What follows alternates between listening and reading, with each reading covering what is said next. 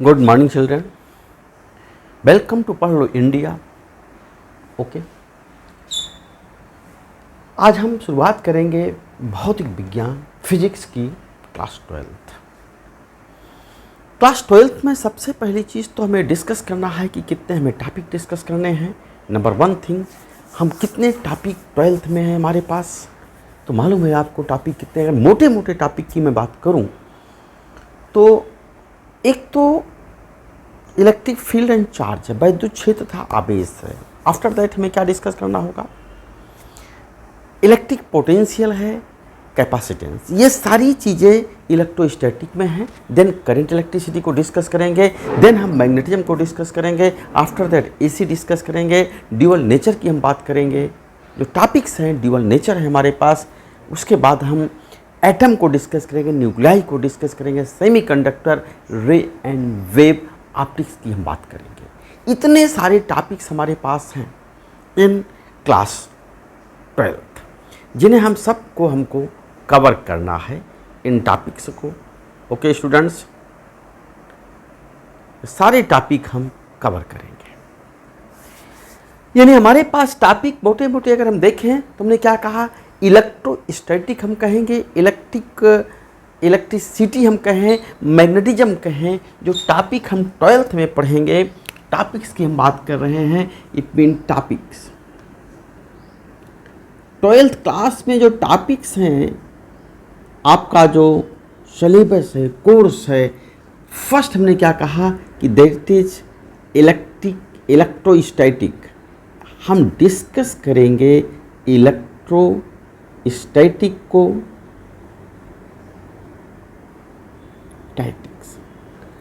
Electrostatic में हम study करेंगे अबाउट रेस्ट चार्जेस, जो आवेश स्थिर वैद्युतिकी आप कह सकते हैं। इसमें हम डिस्कस करेंगे जो आवेश रेस्ट में हैं उनके बारे में डिस्कस करेंगे। आफ्टर दैट हम डिस्कस किसको करेंगे, सेकंड टॉपिक की बात करें तो इलेक्ट्रिसिटी को हम डिस्कस करेंगे। Electricity it mean moving charges की बात करेंगे, करंट की बात करेंगे। आफ्टर दैट थर्ड की बात करेंगे हम, तो हम डिस्कस करेंगे बेटा मैग्नेटिज्म। मैग्नेटिज्म इट मीन चुंबकत्व, चुंबकत्व को डिस्कस करेंगे, जिसमें हम चुंबकीय क्षेत्र, चुंबकत्व की बात करें, चुंबकत्व को डिस्कस करेंगे, तत्व को, ये वैद्युत धारा, इलेक्ट्रिसिटी, करंट। फोर्थ हम डिस्कस करेंगे बेटा दैट इज अल्टरनेटिंग करंट, प्रत्यावर्ती धारा को डिस्कस करेंगे। प्रत्यावर्ती धारा को, ये अलग टॉपिक है इसलिए डिस्कस, प्रत्यावर्ती धारा को डिस्कस करेंगे, दैट इज अल्टरनेटिंग करंट को डिस्कस करेंगे। उसके बाद हम ड्यूअल नेचर की बात करेंगे, ड्यूअल नेचर, लाइट का ड्यूअल नेचर। ये पांचवा जो टॉपिक है that is dual nature. Dual nature mean dual nature, that is dual nature. Dual nature को हम डिस्कस करेंगे। आफ्टर दैट हम एटम को डिस्कस करेंगे, एटम की बात करेंगे, एटम। आफ्टर दैट हम न्यूक्लियाई को डिस्कस करेंगे। इट मीन एटम, परमाणु की बात हमने की, परमाणु को डिस्कस करेंगे, परमाणु। फिर नाभिक को डिस्कस करेंगे, नाभिक, न्यूक्लियस को डिस्कस करेंगे। और फिर हम सेमीकंडक्टर को डिस्कस करेंगे, अर्धचालक को डिस्कस करेंगे। इट मीन 8 की अगर हम बात करें तो अर्धचालक को डिस्कस करेंगे, अर्धचालक। आफ्टर दैट हम डिस्कस करेंगे 9th टॉपिक की बात करें, अर्धचालक के बाद हम क्या डिस्कस करेंगे, that is last, that is ray optics and wave optics. It mean ray optics और वेव दोनों को डिस्कस करेंगे हम। ओके, रे एंड वेव ऑप्टिक्स, ये हमारे पास टॉपिक्स हैं, रे एंड वेव ऑप्टिक्स। ये हमारे पास सिलेबस है, 12th का। इनमें चैप्टर्स बहुत सारे हैं, उन सबको हमें डिस्कस करना है, लेकिन हम शुरुआत अभी करेंगे कहाँ से? इलेक्ट्रोस्टैटिक में फर्स्ट टॉपिक जो है चार्ज एंड इलेक्ट्रिक फील्ड से हम शुरुआत करते हैं। तो आइए बच्चों, हम लोग शुरू करते हैं आवेश तथा वैद्युत क्षेत्र को डिस्कस करते हैं कि आवेश क्या है और वैद्युत क्षेत्र क्या है, इनका डिस्कशन करेंगे। शुरुआत करते हैं हम लोग।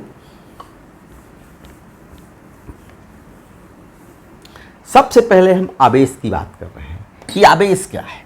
चार्ज, आवेश, आवेश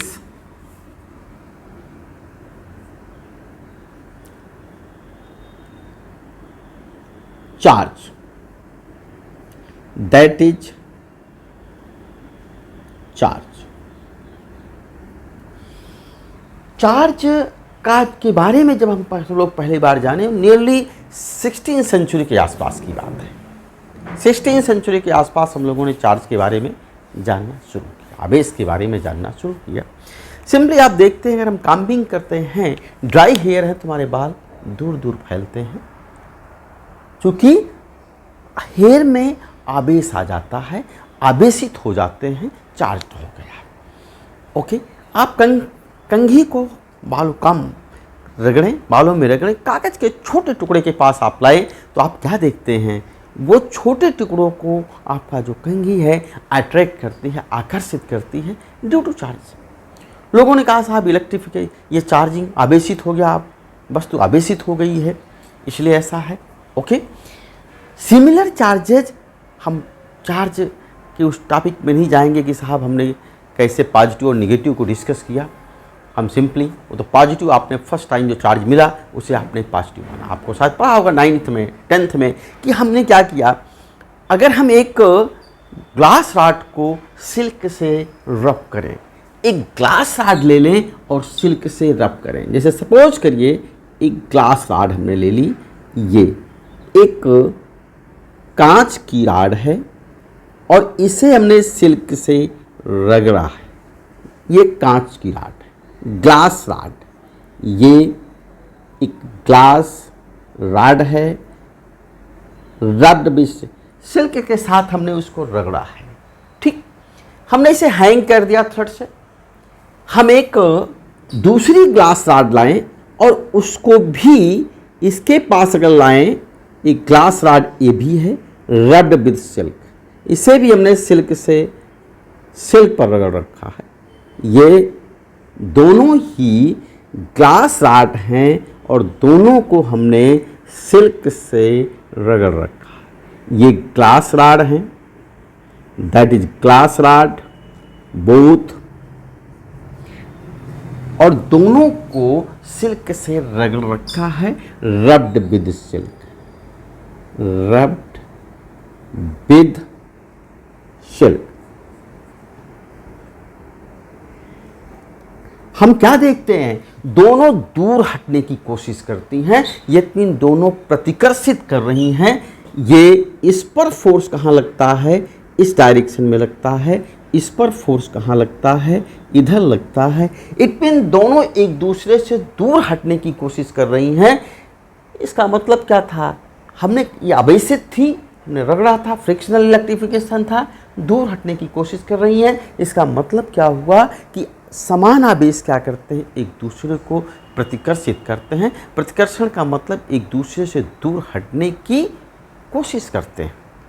ओके, अगर हम एक एबोनाइट रॉड ले लें, फर या कैटस्किन से रब करें, बल्ली की खाल से या फर से रब करें, एबोनाइट रॉड एक, और उसको देखें, एक एबोनाइट रॉड हमने ली, एबोनाइट रॉड, और उसे एक, दैट इज एबोनाइट रॉड, इसे हमने एक कैटस्किन से रब किया, दैट इज रब्ड विथ कैटस्किन, और इसे हैंग कर दिया। ये एबोनाइट रॉड है। और सिमिलरली एक दूसरी एबोनाइट रॉड ले आएं, उसे भी हैंग उसके पास लाएं, क्योंकि दोनों बोथ आर रब्ड विथ कैटस्किन, ये दोनों ही एबोनाइट रॉड है, एबोनाइट रॉड, और दोनों को हमने क्या कर रखा है, विद फॉर। बेटा हम कुछ वर्ड हिंदी इंग्लिश में लिखेंगे, आप कोशिश करेंगे, नो डाउट हम पूरी कोशिश करेंगे कि आपको हिंदी में ही पढ़ाते रहें, क्योंकि हिंदी मीडियम क्लास है, ये सारे वीडियो हमारे हिंदी मीडियम बन रहे हैं। लेकिन इतना ध्यान रखें, कहीं ना कहीं टेक्निकल वर्ड को हम यूज करेंगे थोड़ा सा, क्योंकि आपको सीखने की उनकी ज़रूरत है, आप टेक्निकल वर्ड जरूर सीखें। इसलिए हम थोड़े से वर्ड यूज कर रहे हैं कि ग्लास रॉड है, हमने किससे रगड़ रखा है, सिल्क से रगड़ रखा है, दोनों ही ग्लास रॉड है, दोनों में क्या लग रहा है, एक दूसरे से दूर हटने की कोशिश कर रहे हैं। सिमिलरली एबोनाइट रॉड है, ये भी दोनों एक दूसरे से दूर हटने की कोशिश कर रही हैं, क्योंकि दोनों को ही हमने सिल्क से रगड़ रखा है। इसका मतलब दोनों में जो आवेश होगा समान होगा। सबसे पहले हमको इसके बारे में जानकारी हुई, ग्लास रॉड के बारे में जानकारी हुई, तो उन्होंने कहा साहब जो भी इस पर चार्ज है, फर्स्ट टाइम अगर हमको ही चूज करने को दिया जाए तो पॉजिटिव और निगेटिव में से हम क्या चूज करेंगे, बताइए आप। अगर मैं पॉजिटिव और निगेटिव में से चूज करना हो तो किसको चॉइस चूज करेंगे, हम चूज करेंगे पॉजिटिव को। तो उन्होंने कहा साहब ये पॉजिटिवली चार्ज है, जो भी चार्ज इस पर आया पॉजिटिवली।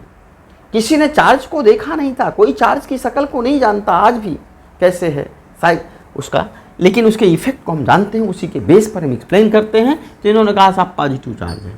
अब हम एक एबोनाइट रॉड, यहाँ भी मैंने क्या देखा था कि दोनों रॉड एक दूसरे से दूर हटने की कोशिश कर रही हैं। इसका मतलब क्या हुआ बेटा कि इस पर भी जो चार्ज हैं सिमिलर हैं, यहाँ भी चार्ज सिमिलर थे, दूर हटने की कोशिश, यानी समान प्रकार के आवेश एक दूसरे को प्रतिकर्षित करते हैं। इससे हमें ये प्रूविंग हुई कि जो समान प्रकार के आवेश होंगे एक दूसरे को प्रतिकर्षित करेंगे। अगर हम एक ग्लास रॉड ले लें सिल्क से रगड़ करके, एक एबोनाइट रॉड ले लें फर से रगड़ के, दोनों को पास लाएं, तो हम क्या देखते हैं कि दोनों एक दूसरे को अट्रैक्ट कर रही हैं। एक हमने ये ग्लास रॉड ली, ये हमारे पास एक glass rod that is rubbed with silk, ये ग्लास है, ग्लास रॉड, इसे हमने किससे रगड़ रखा है, सिल्क से, रब्ड विद सिल्क। और एक एबोनाइट रॉड है, ये इसे हमने फर से रगड़ रखा है, दैट इज एबोनाइट रॉड, इसे विद फर से रगड़ रखा है। इनके बीच हम क्या देख रहे हैं, ये एक दूसरे की तरफ फोर्स लगा रही हैं, ये दोनों ही रॉड एक दूसरे को अट्रैक्ट कर रही हैं। ओके, हमने यहां पर नाम दिया था, इनको नाम दे दिया पॉजिटिव, चूंकि फर्स्ट टाइम हमने इसमें देखा पॉजिटिव, फर्स्ट टाइम था, क्योंकि हमें नाम देने की बात आई इसलिए हमने पॉजिटिव को चूज किया। एबोनाइट में हमें नहीं पता था कि साहब वैसा ही है कि अलग से चार्ज है। लेकिन एक चीज इसके पहले हमने क्या देखा कि सिमिलर चार्जेस क्या थे, जो भी रहे होंगे पॉजिटिव या नेगेटिव इसमें दोनों में थे, क्योंकि दोनों ही एबोनाइट रॉड थी, दोनों को हमने फर से रगड़ रखा था, दोनों ही ग्लास रॉड थी, यहाँ पर दोनों को हमने सिल्क से रगड़ रखा था। जो भी चार्जेस थे सेम थे, सिमिलर चार्जेस रिपेल कर रहे हैं, लेकिन ये ऑलरेडी हमने ग्लास रॉड पर हमने चार्ज को चूज कर लिया था। जब हम सिल्क से रगड़ते हैं तो उस पर पॉजिटिव चार्ज आता है, इस पर पॉजिटिव, लेकिन इनके बीच अट्रैक्शन हो रहा है। इसका मतलब एबोनाइट रॉड पर जस्ट उसके विपरीत चार्ज होगा, क्योंकि आकर्षण प्रतिसमान के बीच क्या होता है, प्रतिकर्षण होता है। तो यहाँ पर क्या रहा होगा, विपरीत आवेश रहे होंगे, इसलिए आकर्षण है। तो एबोनाइट रॉड के चार्ज को हमने क्या कर दिया, निगेटिव नाम दे दिया। पॉजिटिव निगेटिव उस टाइम हमें चूज करना था कि किस चार्ज को हम पॉजिटिव कहें, किस चार्ज को निगेटिव कहें। तो ग्लास रॉड पे जो चार्ज आया सबसे पहले जिसको हमने खोजा उसको हमने क्या कर दिया, पॉजिटिव, और उसके अपोजिट जो था उसे क्या कर दिया, निगेटिव कर दिया। ठीक, ये तो हमने चार्जेस थोड़ा सा 10th में आपने जो पढ़ा था उन्हीं की बात कर रहे हैं। इससे एक चीज क्लियर और हुई कि समान प्रकार के आवेश एक दूसरे को प्रतिकर्षित करते हैं और विपरीत प्रकार के आवेश एक दूसरे को आकर्षित करते हैं। एक चीज़ तो ये क्लियर हुई। अब आपके दिमाग में आ रहा होगा कि रगड़ने से ये आवेश कैसे आ गए। स्वाभाविक है आपके दिमाग में आएगा कि हम किसी चीज़ को रगड़ते हैं तो आवेश आवेशित कहाँ से हो जाती है। बेसिकली जो आवेश डेवलप हो रहे हैं due to transformation of electron, इलेक्ट्रॉनों के स्थानांतरण के कारण डेवलप हो रहे हैं। ओके, अब इलेक्ट्रॉनों की स्थानांतरण से कैसे डेवलप करेंगे ये हम आगे डिस्कस करेंगे। बेसिकली जब हमने रगड़ा, किसी चीज़ को हम रगड़ते हैं तो फ्रिक्शन के अगेंस्ट हम कुछ काम करते हैं। वो काम क्या होता है, हीट में जनरेट होता है। अगर हम सब्सटेंस को रगड़ रहे हैं तो हीट जनरेट होगी और हीट क्या किसको मिलेगी, अल्टीमेटली एटम को, एटम से इलेक्ट्रॉन को मिलेगी। अगर वो एनर्जी इलेक्ट्रॉन को फ्री करने के लिए, बाहर निकालने के लिए पर्याप्त है तो इलेक्ट्रॉन निकलेगा, अदरवाइज नहीं निकलेगा। हर चीज़ को इलेक्ट्रॉन की एनर्जी टोटल क्या होती है, निगेटिव होती है। शायद केमिस्ट्री में पढ़ा हो, फिजिक्स में तो आप एटम में पढ़ेंगे। टोटल एनर्जी इलेक्ट्रॉन की निगेटिव होती है, इसलिए वो बाउंडेड होता है, मेटल सरफेस को छोड़ नहीं सकता। जो फ्री इलेक्ट्रॉन है उनकी भी बात मैं कर रहा हूँ। मेटल को नहीं छोड़ सकते, लेकिन अगर उनको जितनी निगेटिव है उतनी या उससे ज़्यादा मिल जाए तो वो सरफेस से बाहर आ जाएंगे। ओके, तो अगर हम किसी चीज़ को रब कर रहे हैं, दो चीज़ों को आपस में, सपोज करिए, तो जहाँ पर इलेक्ट्रॉन को कम एनर्जी की ज़रूरत है वो पहले बाहर आएंगे। इसका मतलब क्या हुआ कि उससे इलेक्ट्रॉन दूसरे ऑब्जेक्ट में ट्रांसफर होंगे। इसकी वजह से वस्तुएं आवेशित हो रही।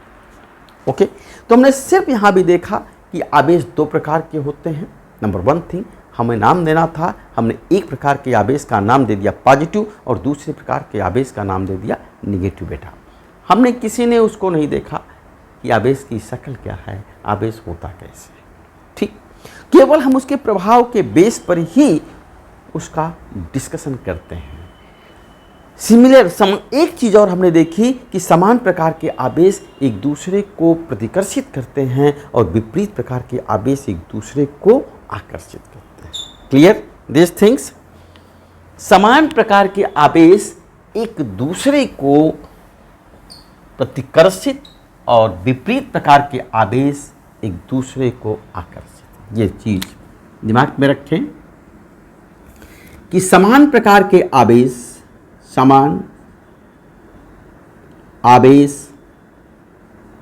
सिमिलर चार्जेस, आवेश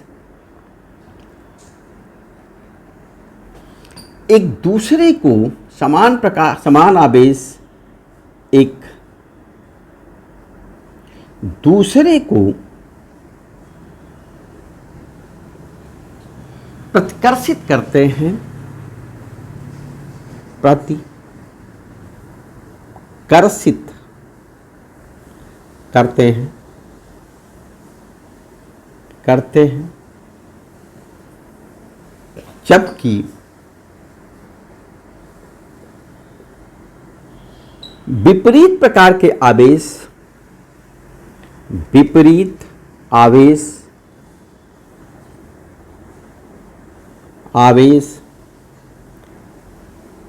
आकर्षित एक दूसरे को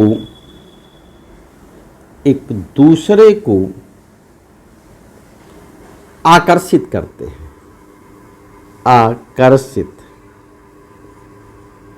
करते हैं,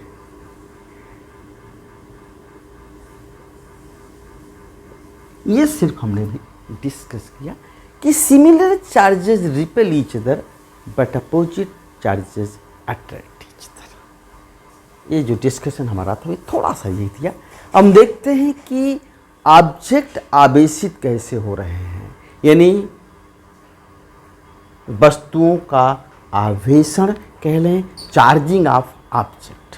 हम इसको इंग्लिश में ही लिख रहे हैं, चार्जिंग ऑफ ऑब्जेक्ट को। एक तो हम बात कर रहे हैं चार्जिंग ऑफ ऑब्जेक्ट की।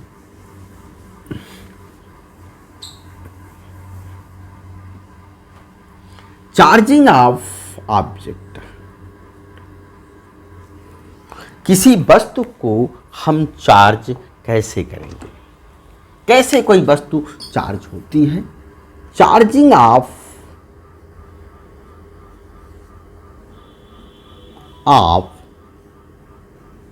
ऑब्जेक्ट्स।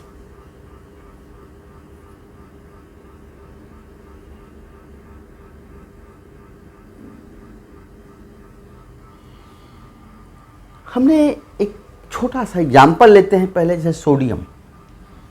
वस्तुओं का आवेशित होना, ये हम डिस्कस क्या कर रहे हैं, वस्तुओं का आवेशित होना, आवेशित होना, आवेशित होना। कैसे हम आवेशित करेंगे किसी वस्तु को, ये हमें डिस्कस करना है। How we can charge an object. Okay, एक हम एग्जाम्पल लेते हैं, सपोज सोडियम। एटॉमिक नंबर क्या है सोडियम का? सोडियम लिया, इसका एटॉमिक नंबर क्या है बोलिए? What is the meaning of atomic number? Number of protons present in nucleus. Nucleus में जो प्रोटॉन प्रेजेंट है उनकी संख्या। इलेक्ट्रॉन्स की संख्या की बात हम नहीं कर रहे हैं। इलेक्ट्रॉन तो आयन बनता है तो इलेक्ट्रॉनों की संख्या कम या ज़्यादा हो सकती है, लेकिन प्रोटॉन की संख्या में चेंज नहीं आएगा। प्रोटॉन की संख्या अगर बदल गई तो एलिमेंट ही बदल जाएगा। ओके, इसका जो एटॉमिक नंबर है परमाणु क्रमांक, परमाणु क्रमांक, इसे हम कहते हैं, it mean atomic number, that is atomic number, it is atomic number, this thing. Atomic number sodium का कितना है? ये है 11। शायद आपको याद हो, एलिमेंट आपको याद होने चाहिए, हाइड्रोजन, हीलियम, लिथियम, बेरिलियम, बेराम, इस टाइप से बेटा कुछ तो याद रखें। ओके, तो सोडियम हमारे पास एटॉमिक नंबर 11। इसका मतलब नंबर ऑफ प्रोटॉन कितने हो गए? 11। नंबर ऑफ इलेक्ट्रॉन कितने हो गए? 11। एक इलेक्ट्रॉन पे चार्ज कितना होता है? एक इलेक्ट्रॉन पर माइनस ही होता है और एक प्रोटॉन पर प्लस ही होता है। पहले हम उसी की बात करते हैं, फिर हम आगे आते हैं, इसको बाद में डिस्कस करते हैं। पहले इसको लिख लें, नोट कर लें, दिमाग में बैठा लें ठीक से कि charge at electron, charge at electron, at electron, electron पर आवेश, इलेक्ट्रॉन पर आवेश कितना होता है? इलेक्ट्रॉन पर आवेश बराबर माइनस ही होता है। प्रोटॉन पर आवेश, प्रोटॉन पर आवेश, प्रोटॉन पर आवेश पॉजिटिव ई, दैट इज, और ई की जो वैल्यू है, प्रोटॉन पर पॉजिटिव और ई का जो मान है कितना है? 1.6 10 पावर माइनस 19 कूलाम, 19 कूलाम। इसे हम केवल सी लिखते हैं, 19 कूलाम है केवल सी। ठीक, इसका मतलब इलेक्ट्रॉन पे आवेश कितना हो जाएगा हमारे पास? माइनस सी, माइनस 1.6। ये वैल्यू अगर आप लिखना चाहते हैं तो minus 1.6 10 power minus 19 coulomb, 10 power minus 19 coulomb, ये वैल्यू आएगी। 10 पावर माइनस 19 कूलाम, इस पर कितनी वैल्यू होगी? प्लस में ही 1.6 10 पावर माइनस 19।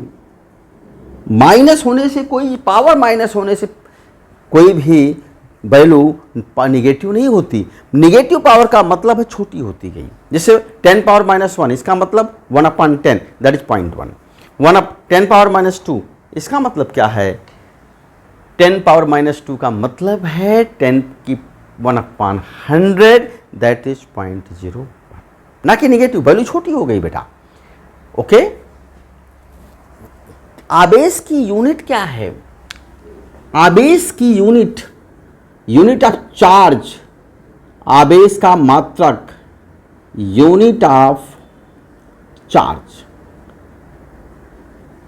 छोड़िए हिंदी लिखिए, आवेश का मात्रक, आवेश का मात्रक। अभी जस्ट हमने कहा कूलाम क्या है, सी से केवल लिखते हैं सी, और ये है क्या, कूलाम। इसको हम केवल सी से रिप्रेजेंट करते हैं। ये बहुत बड़ी, कूलाम तो बहुत बड़ी यूनिट है। छोटी यूनिट कौन सी होंगी? Micro coulomb, 1 micro coulomb. अभी माइक्रो शब्द आ गया, माइक्रो की मीनिंग क्या होती है बोलिए? माइक्रो का मतलब है 10⁻⁻6। Okay, pico 10⁻⁻12, nano 10⁻⁻9। ये हम, चूंकि कूलाम बहुत बड़ी यूनिट थी इसलिए छोटी यूनिट की हमको जरूरत पड़ी। ओके, कूलाम से छोटी यूनिट बहुत, तो माइक्रो कूलाम, ये वैल्यू क्या होती है? 10⁻⁻6 कूलाम। अगर हम मिली कूलाम लिख दें, स्मॉल m, मिली कूलाम, वैल्यू कितनी होगी? 10⁻³ कूलाम। सी मीन कूलाम, आप चाहें तो पूरा वर्ड लिखें कूलाम। एक नैनो कूलाम, ये नैनो कूलाम है, एन का मतलब नैनो कूलाम। ये हमने क्या लिखा है? नैनो, नैनो, एन का मतलब नैनो बेटा, कूलाम की कितनी वैल्यू होगी इसकी? नैनो मीन 10⁻⁻9 कूलाम, 10⁻⁻9 कूलाम, या केवल सी लिखें, ये 10⁻³ था। 1 नैनो कूलाम की वैल्यू ये हो गई 1 पिको, पी लिख दिया सी, पिको कूलाम, पिको कूलाम। ये वैल्यू कितनी होती है? इसका मान कितना होता है? 10⁻⁻12, 10⁻⁻12 कूलाम। ये पिको कूलाम की वैल्यू है। तो ये दूसरी छोटी यूनिट थी, हमें इनकी ज़रूरत थी। ओके, मिली कूलाम हो सकता है, माइक्रो कूलाम हो सकता है, या हम नैनो कूलाम की बात करें, या हम पिको कूलाम की बात करें। एक चीज़ और ध्यान रखिएगा, अगर हम 2 बार नैनो नैनो लिख, माइक्रो लिखें, माइक्रो इंटू माइक्रो कूलाम, तो माइक्रो इंटू माइक्रो का मतलब क्या हुआ? 10⁻⁻6 इंटू 10⁻⁻6, 10⁻⁻12 हो जाएगा बेटा। That is micro mean 10⁻⁻6, again micro 10⁻⁻6, that is same as pico, that is equal to 10⁻⁻12 -12 coulomb. ये वैल्यू हमारी हो जाएगी 10⁻⁻12 के बराबर। Clear students? In this condition, this clear? Okay, coulomb क्या डिस्कस किया? बहुत बड़ी यूनिट थी इसलिए छोटी यूनिट हमने यूज की।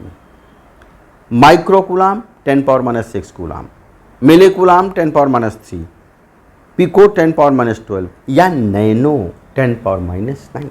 माइक्रो कूलाम अगर लिखेंगे तो 10⁻⁻6, 10⁻⁻6 कूलाम, इट मीन 10⁻⁻12 कूलाम।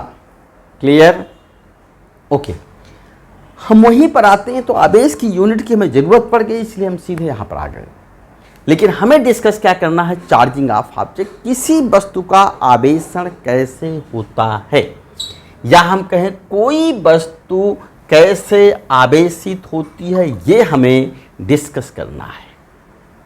किसी वस्तु को हम कैसे आवेशित कर सकते हैं? हमने सपोज किया सोडियम, मैं कह रहा था अभी सोडियम ले लेते हैं, दैट इज सोडियम लिया। इसका परमाणु क्रमांक कितना है? सोडियम को लिखते कैसे हैं आप? Na। इसका परमाणु क्रमांक कितना है? एटॉमिक नंबर कितना है? वेल नोन है, दैट इज 11। परमाणु क्रमांक, इसका परमाणु क्रमांक कितना है, ये है 11। इसका मतलब नंबर ऑफ प्रोटॉन भी 11 होंगे और नंबर ऑफ इलेक्ट्रॉन भी 11 होंगे एटम में। सोडियम एटम में सोडियम एटम लिया, एटम नंबर ऑफ प्रोटॉन, प्रोटॉनों की संख्या, चलिए हिंदी में लिखो, अतः सोडियम परमाणु में प्रोटॉनों की संख्या कितनी हो गई, ये होगी 11। Number of protons 11, number of इलेक्ट्रॉनों की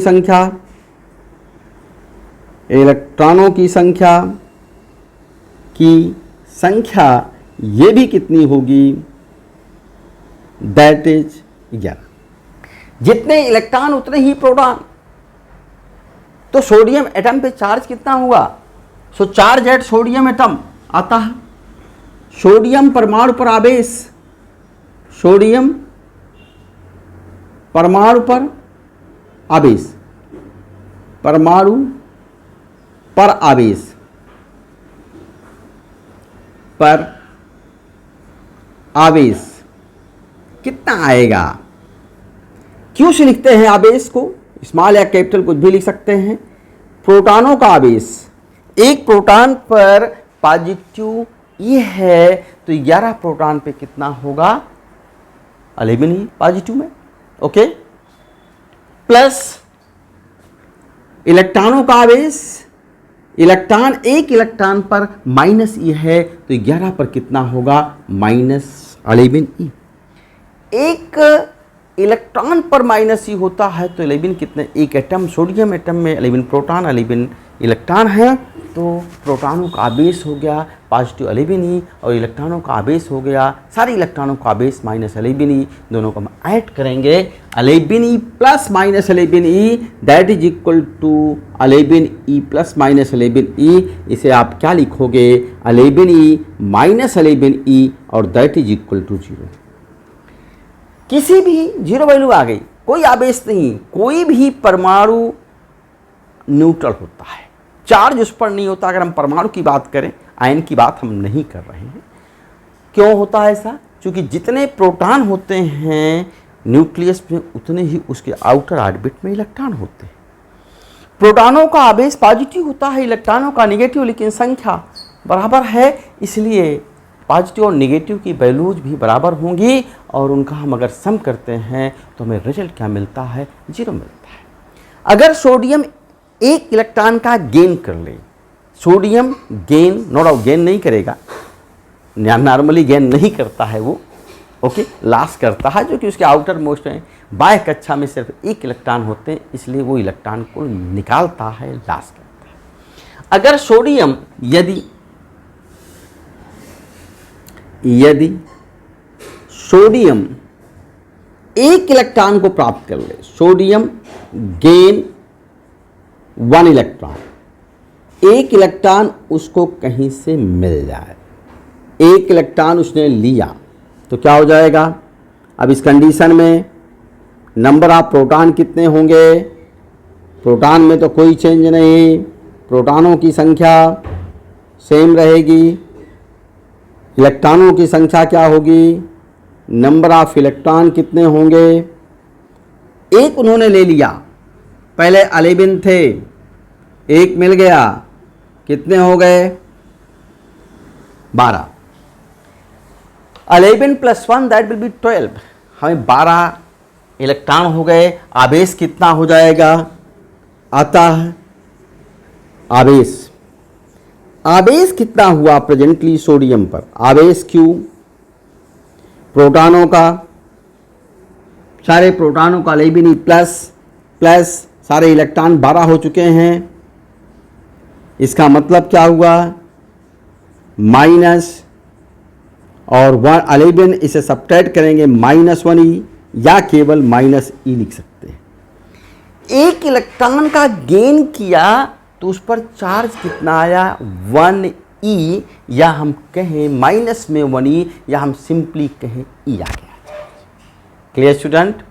अगर 2 इलेक्ट्रॉन का गेन करे, अगर सोडियम 2 इलेक्ट्रॉन प्राप्त करे, तब क्या कंडीशन होगी? सपोज कर रहे हैं हम, इफ सोडियम गेन 2 इलेक्ट्रॉन्स, तो 2 इलेक्ट्रॉनों को प्राप्त करे, तो क्या होगा? इस कंडीशन में प्रोटॉनों की संख्या, प्रोटॉनों की संख्या क्या होगी? कोई परिवर्तन नहीं होगा, जितना थी संख्या बनी रहेगी, that is equal to 11। Electron की संख्या कितनी हो जाएगी इस केस में? नंबर ऑफ इलेक्ट्रॉन्स, इलेक्ट्रॉनों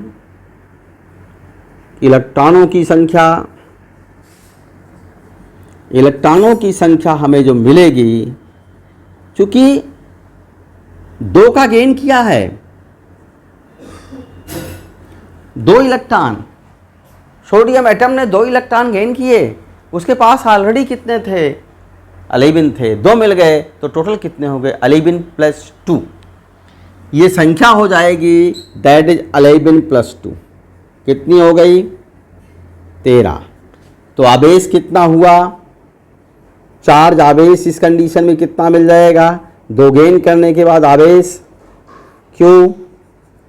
प्रोटॉन का चार्ज प्लस इलेक्ट्रॉन, कितने इलेक्ट्रॉन? 13, एक इलेक्ट्रॉन पे माइनस ही, तो -13E, ये वैल्यू मिलेगी, -13E मिली। 11E -13E की वैल्यू क्या होगी? -2E, that is -2E। बेटा एक इलेक्ट्रॉन का गेन किया तो -E चार्ज था, 2 इलेक्ट्रॉन का गेन किया तो -2E हो गया। इलेक्ट्रॉन का गेन कर रहा है वस्तु तो निगेटिवली चार्ज हो रही है, निगेटिव चार्ज डेवलप हो रहा है। अगर 3 का गेन करे तो क्या कंडीशन होगी? 3 का गेन करेगा तो प्रोटॉन की संख्या में नो चेंज, लेकिन यहां पर 11 + 3 14 हो जाएगा, और चार्ज कितना हो जाएगा? यहां 14 आप रखेंगे तो 3 आएगा, ये संख्या चेंज होगी। 3 इलेक्ट्रॉन गेन कर रहा तो 11 + 3 14 आ जाएगा, नंबर ऑफ इलेक्ट्रॉन्स 14 होंगे, 11 14 आएगा, यहाँ पर -14E होगा, -11E -14E, कितनी वैल्यू आ जाएगी? -3। ठीक, हम सिंपली सीधे लिख रहे हैं, यदि सोडियम Na 3 इलेक्ट्रॉन प्राप्त करे, 3 इलेक्ट्रॉन प्राप्त करे, गेन करे, 3 इलेक्ट्रॉनों को प्राप्त करे, इट मीन गेन करे, प्राप्त करें, तो बेटा हमारे पास आवेश कितना आएगा? यहाँ 14 रखोगे, क्योंकि वैल्यू -3 होगी। एक इलेक्ट्रॉन का गेन करने से 1E, 2 का गेन करने से -2E, 3 का गेन करने से -3E, तो अगर n इलेक्ट्रॉन का गेन करे तो -Ne होगी। इसका मतलब ड्यू टू गेनिंग इलेक्ट्रॉन, अगर हमें इलेक्ट्रॉन कहीं बाहर से मिलते हैं, हमको रिसीव होते हैं, तो चार्ज क्या हो जाएगा? हमारा निगेटिव। ऑब्जेक्ट क्या होगा? Negatively charge, and charge at object कितनी वैल्यू हो जाएगी? That is equal to -Ne। n क्या है? Number of electrons, gain electron. Okay, कोई दिक्कत नहीं बच्चों? ओके, यानी जो हमने डिस्कस किया सिर्फ ये निकाला रिजल्ट कि ड्यू टू गेनिंग, यानी इलेक्ट्रॉनों की अधिकता कह लें, इलेक्ट्रॉनों के प्राप्त करने के कारण कहें, ओके, जो भी कहें, इलेक्ट्रॉन के प्राप्त करने से ड्यू टू गेनिंग इलेक्ट्रॉन, में इस वर्ड सीधे यूज कर रहा हूं इंग्लिश में ही, due to gaining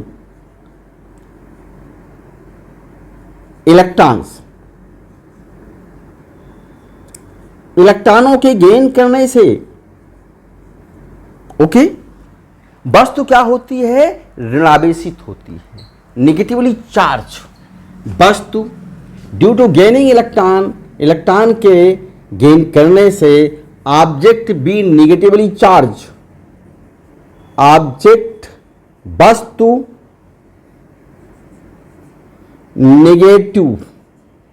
negatively charged, and charge at object, वस्तु पर आवेश कितना होगा? वस्तु पर इस कंडीशन में आवेश, अगर गेन कर रहा तो आवेश कितना आएगा? Ne माइनस में, n क्या है? प्राप्त किए गए इलेक्ट्रॉनों की संख्या है ये, प्राप्त जो बाहर से मिल रहे हैं, गेन कर रहे हैं, प्राप्त इलेक्ट्रॉनों की संख्या, गेन इलेक्ट्रॉनों की ये संख्या है, इलेक्ट्रॉनों की संख्या ये है। ओके, बहुत ही थोड़ा सा हमने डिस्कस किया। अभी क्या डिस्कस किया? चार्ज क्या है, नेगेटिवली चार्ज कैसे डेवलप होगा उसको डिस्कस किया। अभी नेक्स्ट में फिर हम स्टार्ट करते हैं इसके जस्ट वीडियो में भी, इसलिए तो हम वहाँ पर पॉजिटिव कैसे होगा एक जनरल सा आइडिया कुछ डेवलप करेंगे, थोड़े से न्यूमेरिकल 1 या 2 डेवलप करेंगे बच्चों। तो फिर मिलते हैं हम आपसे न्यू वीडियो में, तब तक के लिए गुड बाय।